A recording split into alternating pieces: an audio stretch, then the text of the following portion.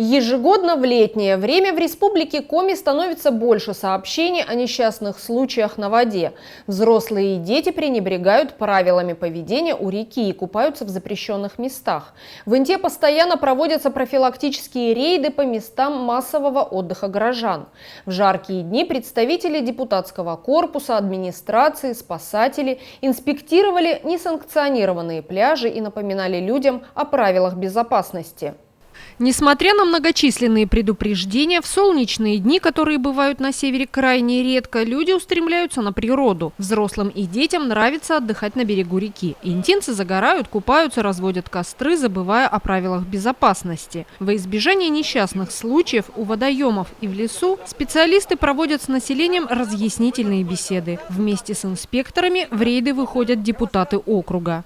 Что такие рейды надо проходить, и наш депутатский корпус все-таки поддерживает то, что жизнеобеспечение, здоровье, как говорится, охрана себя от того, чтобы не произошло, когда на воде находишься ты. Поэтому эти рейды надо проводить. И видно то, что у нас все-таки в Российской Федерации, не только в городе и в республике, очень много случаев того, что тонут на воде. То есть это очень большая проблема всей России, что у нас все-таки люди не берегут себя и свое здоровье и выходят к воде, не зная берега, не зная дна реки. Поэтому у нас происходят вот эти случаи. Для того, чтобы это не проходило, чтобы в иной раз людям напомнить, что не надо этого делать, мы вот эти рейды делаем.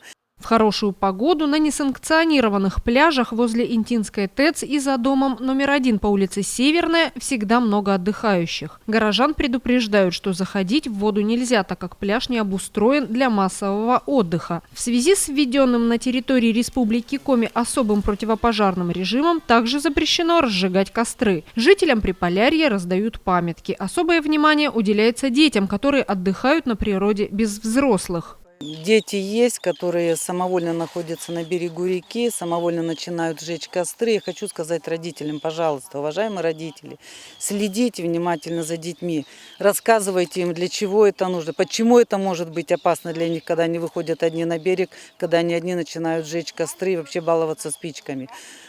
Ведите беседы с детьми, чтобы они этого не делали. В одном из видеообращений глава Республики Коми Владимир Уйба рассказал, что в этом году за лето погибли на воде 9 детей. 8 из них были без сопровождения взрослых.